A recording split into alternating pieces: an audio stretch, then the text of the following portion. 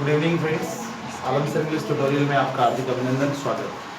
आज का हमारा टॉपिक है सिमिलर वर्ड्स या सिनोनिम्स, जिसको हम कहते हैं पर्यायवाची। ये वाला जो टॉपिक है कंपटीशन एग्जाम के लिए बहुत ही ज़्यादा आवश्यक है, ज़रूरी है। इसका मतलब इम्पोर्टेंट है। तो ये वाले टॉपिक के अंदर क्या चीज़ हम सीखते हैं, तो इसमें आता है कि एक वर्ड के 3-4 शब्द आपको इंग्लिश में आने लग जाते हैं।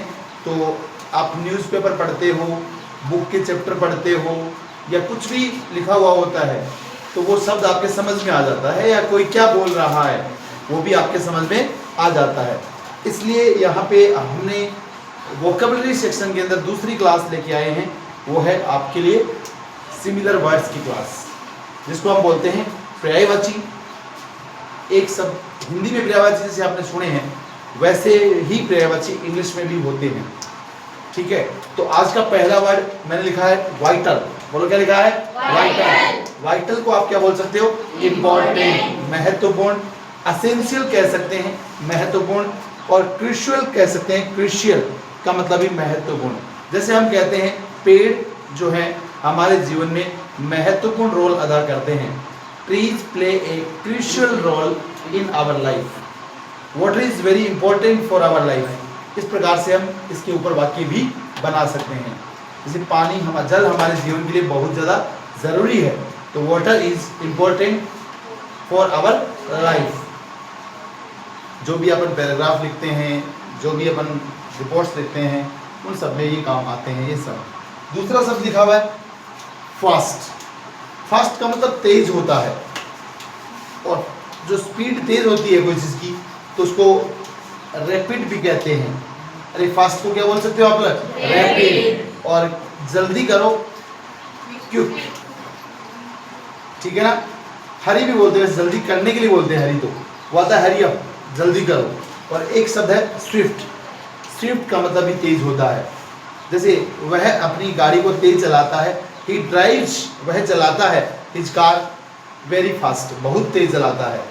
बुमराह बॉल तेज करता है, तो मैंने बोला बुमराह बॉल्स फास्ट। इस प्रकार से हम जब भी तेज वर्ड लगाना हो इंग्लिश के अंदर, तो हम इनमें से किसी एक शब्द का चुनाव कर सकते हैं और सेंटेंस आपका बन जाएगा।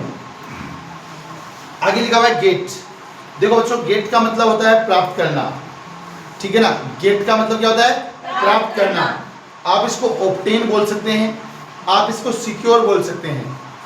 ठीक है ना? आप इसको ऑब्टेन बोल सकते हैं, आप इसको सिक्योर बोल सकते हैं।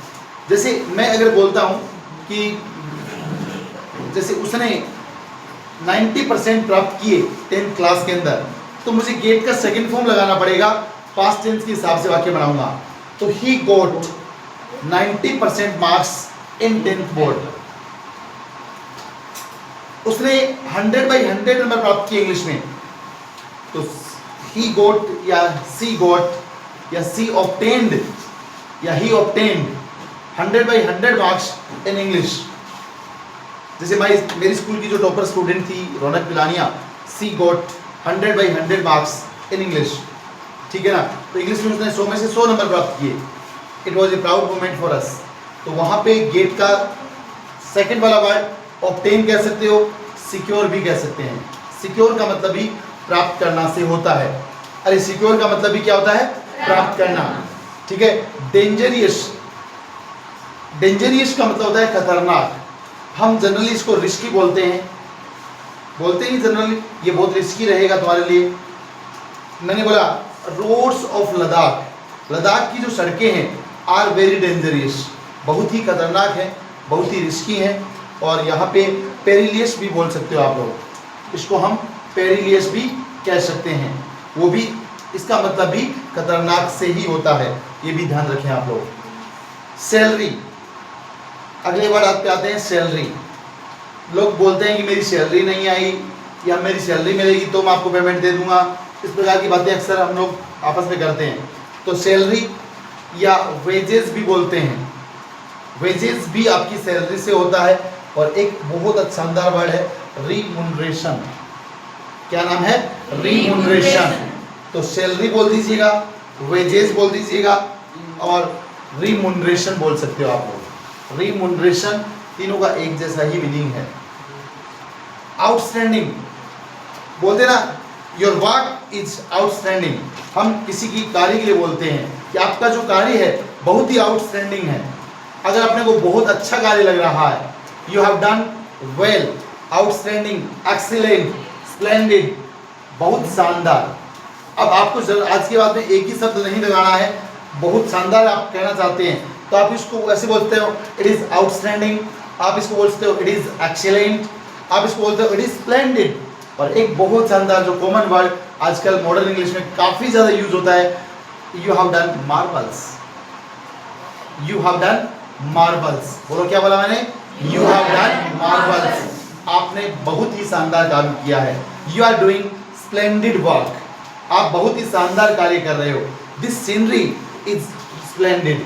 मैंने कहा अगर हम मान लो कहीं घूमने गए और अपने को कोई दृश्य बहुत ही शानदार लगा, this scenery is very splendid, this scenery is excellent, this scenery is outstanding.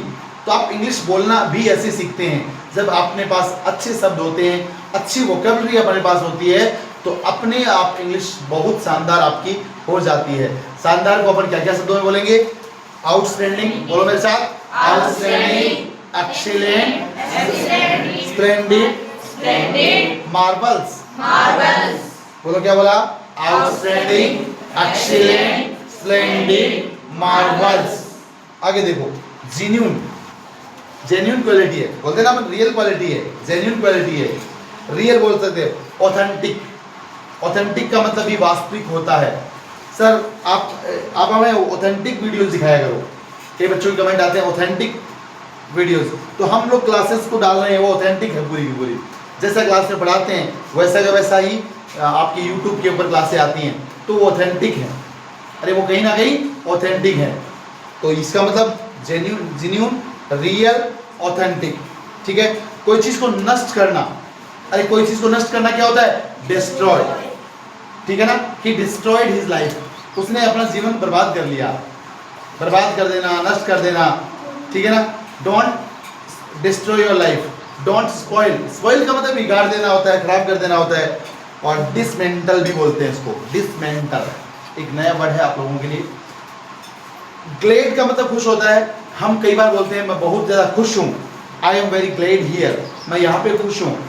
I am very glad in my coaching institute, मैं मेरी कोचिंग इंस्टीट्यूट में बहुत खुश रहता हूँ। जॉइश का मतलब भी खुश, और प्लीज का मतलब भी खुश होता है। कई बार अपने को खुशी मिलती है तो हम बोलते हैं आई am very pleased, I am delighted. Dilated का मतलब भी खुश होता है। आई am very dilated, I am very pleased, I am Glade. कई प्रकार से आप सेंटेंस को बना सकते हो। यही चीज़ें आपको लेटर, पैराग्राफ, रिपोर्ट्स सब में काम आते हैं, यही सब। लीव, लीव का छोड़ना से होता है। अरे लीव का मतलब क्या होता है? छोड़ना से। ठीक है ना? क्विट, क्विट का मतलब भी छोड़ना होता है। जैसे भारत छोड़ो आंदोलन था, क्विट इंडिया मूवमेंट हो गया। ठीक है ना? फॉरसेक, त्याग देना, छोड़ देना, और अबंडन, त्याग देना या छोड़ देना। ठीक है ना?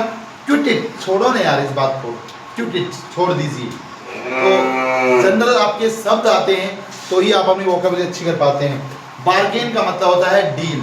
अरे बार्गेन का मतलब क्या होता है? डील। तो सभी विद्यार्थी जो यूट्यूब पे मेरी क्लास से देखते हैं उन सबसे मेरा यही बात कहना है, वीडियोस को स्किप ना करें, पूरा देखा करो। और जो वीडियोस अच्छी लगती हैं तो आप अपने कमेंट बॉक्स में ज़रूर आप अपनी प्रतिक्रिया व्यक्त किया करो। धन्यवाद।